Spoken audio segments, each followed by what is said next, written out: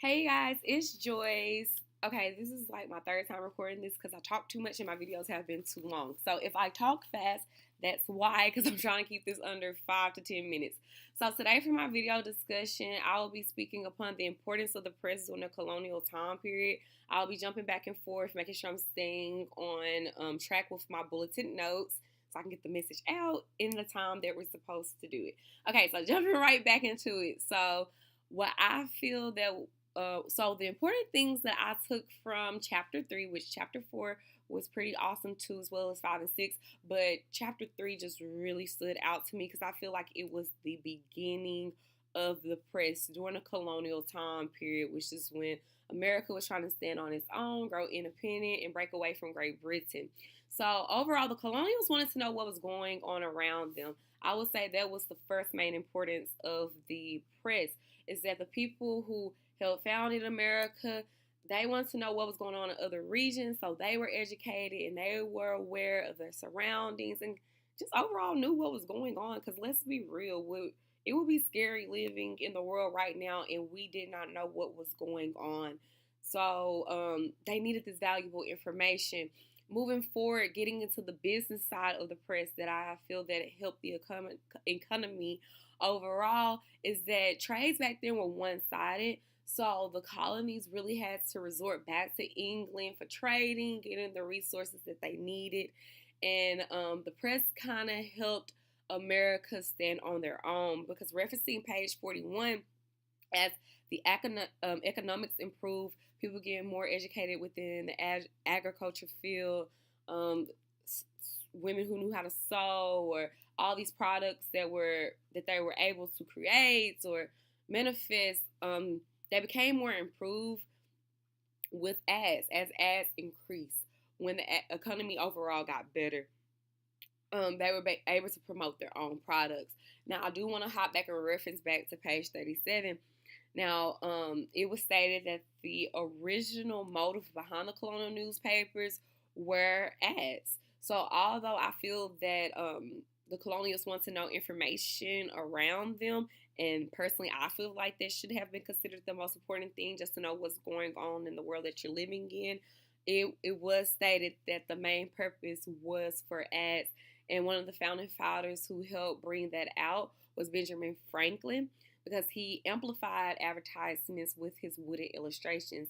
I compared that to today with our billboards, catchy commercials. You know, if you see a commercial that's really cute popping or a billboard, most likely you're going to remember that product because it was appealing to the eye. And that started a long time ago in the 1700s with Benjamin Franklin and his wood illustrations, adding those to the newspapers. Um, another important reason for the press in the colonial time period that I stood out was a quote from Francis Bacon. He said that knowledge is power.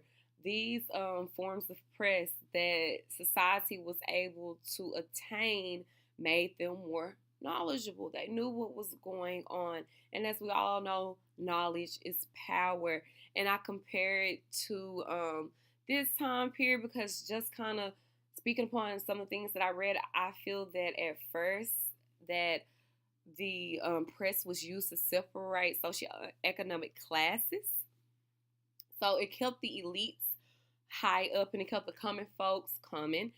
And as time progressed, I'm very happy that, you know, all socioeconomic classes had accessibility to this. But at one point in time, I feel like it was generally used to separate economic classes, kind of like how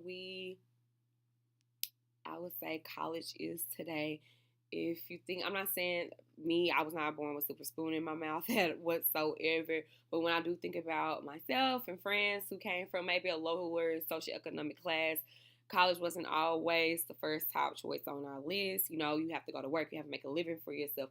And the thing is, I feel like college, in a certain sense, is made for people who are a little bit wealthier because they attain that knowledge and they can keep that power of being educated. And then us common folks like myself, you know, we kind of jump into it as well because we want to be knowledgeable as well and be educated. And I just kind of use that metaphorically to compare now to then as far as how the press is used. So moving forward from that, going back to this, use to separate classes, which I already talked about that. Um, without Yes, but the thing is, like, I had to kind of stop doing that because cities could not flourish if they did not have literate individuals there. So it has to overall be accessible to everybody, the press. So moving on, what I want to speak about is that one factor that they ran into, which we don't have to deal with today, is that they couldn't put out current information as fast as they needed to. So they may have created a journalist may have written this spectacular story based on information they had received, but about time they got the paper and was able to actually print it out, the information was so outdated, and that was one of the main problems. Versus now we have modern technology. A journalist can write a story, press send, it's out there, and even if there was a mistake made within like the next hour, it can be corrected, and we're all aware of that. That's one thing that they did not have back then. Although it was very important for the press to start and get up and running, they did face those many factors with things being concurrent. And what I did read, referencing to page 39, one of those problems is like paper accessibility, ink, having printers, having people, actual journalists who wasn't afraid to get information and put it into printing press and creating newspapers, all of that good stuff. That was a timely thing to do. And although the information wasn't current as it should have been, these men really did, men and women, did put in a lot of work to try to get it out to the public as quickly as they could. But I will say that it took them going through that phase in time for us to enjoy the luxury of getting information very quick nowadays. Jumping into another point I want to speak upon, and I took this from page 40 through 41, is Ben Harris versus John Campbell. I call Ben Harris the radical and John Campbell the conservative. And I put that, and it really made me think about this day and age. I'm talking a little fast because I'm at 7 minutes right now. But I compare it to this day and age because I feel that Ben Harris was the journalist who's gonna give you that hot, juicy, true story. And he's the one who in this day and time probably would piss a lot of celebrities off because he's getting all the information, he's got the camera, he knows what's going on, and he's putting your business out there. And he is the journalist that all celebrities want fired. But back in the day, since they had so much power and can control people more tightly than they can now, they took his career away, although he was a great journalist.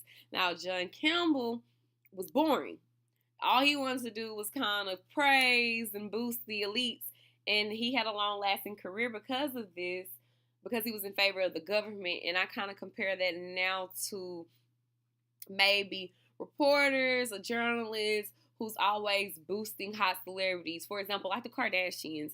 I know there probably are paparazzis and journalists who do stalk them and follow them around, but let's be real. They're probably paying some of these people, and they're going to keep on paying to these people as long as they're writing positive things about them. And I feel that it's the same game.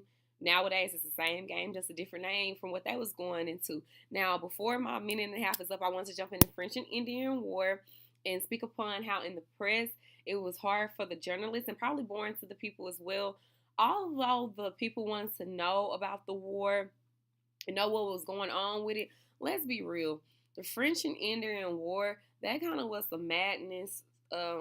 I feel like it was the madness that was just kind of started up by Great Britain because they was kind of still in their feelings about colonials breaking away and starting their own country all together. But I really don't like the fact once I've read more and I'm in grad school and kind of tying in what I learned as a kid, I'm really not in agreement with them calling the French and Indian War because I feel like the colonials kind of put the Indians up to it, but that's just my opinion. But going back into the press, I feel like it was difficult for journalists because they would constantly have to find information about this long drawn out war so they could get it out to the public. So it kind of limited them with diversity within their writings. Also, although the people want to know, there's a lot of people who don't want to hear about chaos and people being killed all day long. So when that was the main focus within the newspaper, it kind of just limited their skills. And I want to speak upon the Stamp Act of 1765, but since you know, they kind of did away with that with like less than a year within the colonies. I'm not gonna go too much into it. Um, I just want to speak on the bulleted points that I took from it that I thought was interesting. I'm officially at 10 minutes and 8 seconds right now, so I'm gonna go ahead and end this video because I don't want to record it again. But yeah, that's pretty much what I took from that chapter. I thought it was pretty awesome. There's a lot of more things I wanted to say, but I gotta go for this time period. But hopefully y'all enjoyed this video. Thanks for watching.